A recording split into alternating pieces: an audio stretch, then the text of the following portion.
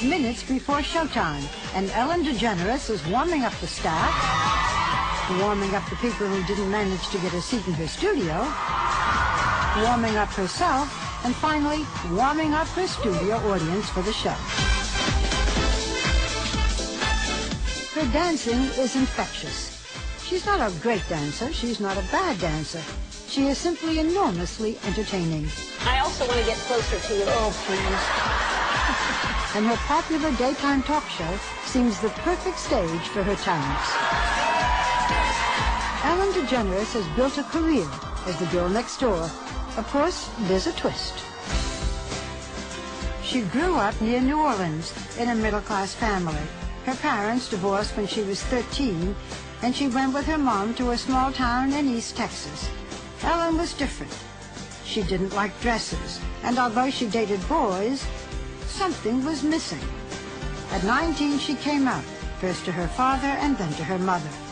Both were supportive, and she soon found companionship in gay bars. Ellen's new friends thought she was funny, and they pushed her to perform. And a friend of mine said, listen, Ellen, having sex is kind of like riding a bicycle, you know what I mean? And I know it's been a while, but I don't ever remember pedaling. Her act was not what you'd expect from a young lesbian woman, awakening to her sexuality. No gay jokes, no politics, no controversy. Would you welcome Ellen DeGeneres? Ellen? Like most comics of that era, an appearance on Johnny Carson sealed the deal on her stardom. Wouldn't it be great if we could just pick up the phone and call up God and ask him these things? Yeah, hi, God, this is Ellen. Ellen, DeGeneres. DeGeneres. What's so funny? No, I never thought of that. It does sound like that, doesn't it? I get it. Listen, if you weren't too bit... Sure, hold on. Somebody's at the gate. She became the first female comedian invited to sit on the couch during a debut appearance. Good. Thank you. Thank you. Yeah.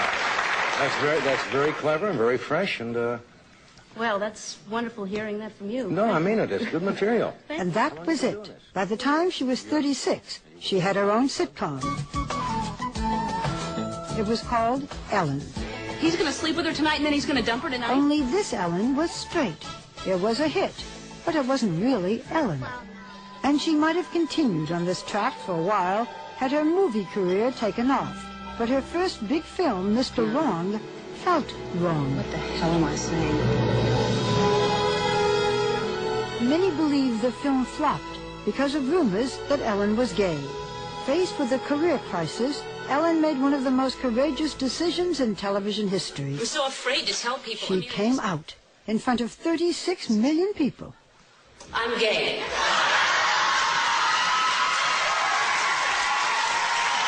Ultimately, it would be the end for her show. But wait till you see it. You're going to want it. I said I'll give it to you. But the beginning of a new chapter. Face. Oh, my goodness. Come on. Today, audiences accept her as she is, whether she's hosting an award show. What would bug the Taliban more than seeing a gay woman in a suit surrounded by Jews? Hi, I'm Dory. Where? Or playing a fish. It went, this way. Yeah, it went this way. Follow me. Hey, how's everybody doing today?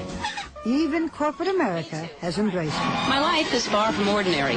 That's why my card is American Express. So this tree is the second oldest tree in Santa Barbara. She has had a couple of high-profile relationships and breakups, but at age 49, Ellen has settled into a certain domesticity with her girlfriend, 34-year-old actress Portia de Rossi. We have oranges, we have tangerines, mandarins, we have limes, lemons, everything. Grapefruit, even. She says Portia is the one. Children are still a maybe, but they always have their dogs. Ellen likes to spend her free time in her house in Santa Barbara, but there's precious little of it these days. Every joke, every dance has led her to this night. Hosting the Oscars is the biggest job of her career. Fortunately, she knows all the steps that got her here. Your very first Academy Award. How are you? I'm excited. I'm excited. I mean, I kind of am visualizing what it's going to feel like to walk out on that stage, and there's going to be a big, big smile on my face. Yeah. And I'm going to be excited, but relaxed. And I'm going to make everybody else feel the same way. Will you dance? No dancing. No dancing. No dancing. People are going to expect you to dance in the Academy Awards. No. No dancing. No dancing. Okay. Let's go back a bit. In 1971, your parents divorced. You were 13. Mm-hmm. Your mother went into a deep depression, and you said that the way to get out of it was to make her laugh.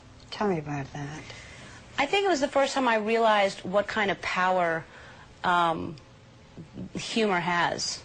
You know, she's crying one minute, and then the next minute she's laughing hysterically, and I thought that's amazing to be able to do that for people. When you were a teenager, your mother remarried, and the man she married, your stepfather, sexually abused you. Yeah. You just came out and talked about that very recently. Yeah. It's still hard. My mother had just had a mastectomy. She had breast cancer. And he told me that he thought he felt another lump in her other breast, and he needed to feel mine. And reluctantly, I let him, you know, and then it escalated to more and more trying to do more, and then she was out of town, and one night tried to break the door down when I was sleeping, and I had to kick a window out and go sleep in a hospital overnight and just stay on the floor. And it's a small town, so I couldn't tell people why I was there. He was a horrible, horrible man. Your mother continued to stay with him? She didn't believe me. And then his story kept changing through the years, and she realized he was lying. You know, there will be people, when they hear this, who may say, that's why she's gay. Mm-hmm. I think I was gay long before that, you know. I think that, you know, I like men, you know. I like men a lot. My tendency is, and I feel more comfortable with a woman. I think men are great. I had lots of boyfriends in high school. Yeah, there was even one you wanted to marry. Yeah. Yeah. I wanted to marry Ben Heath. Hi, Ben. 10 years ago, can't believe it was 10 years ago, when you publicly announced that you were gay, it was such a sensation. How did it feel when you finally said it out loud? Even rehearsal was, I would cry during rehearsal because it was a huge thing to actually say. And even after I came out, I was scared to death. Like, you know, I still didn't want people to know, even though I'd said it. And it really is about living your truth. That's all it is. That's all it is. After that, and the sitcom had been very successful, it wasn't. It went downhill. It did make a difference. Huge. And then you had a very tough time. You couldn't get a job. What was that like? Not only couldn't get a job, couldn't get someone on a phone. I mean, they're literally, you know, the show was canceled and no one called me.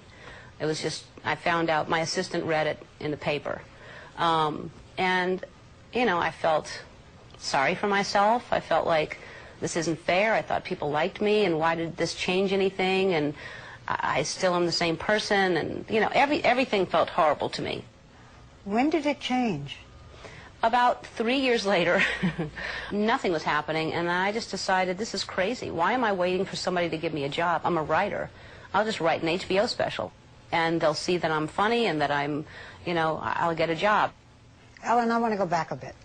The big breakthrough was in 1986. You were on with Johnny Carson. First time with Johnny Carson, and he loved you.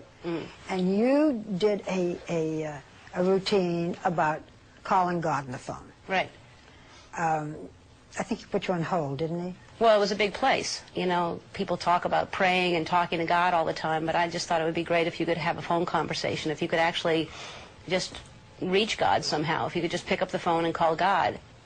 If you were calling God today, what would you say? Thank you. Oh, Ellen. Just, I got nothing but gratitude. My whole life. My whole life is just, I'm so blessed. I'm so lucky. And I feel it every day.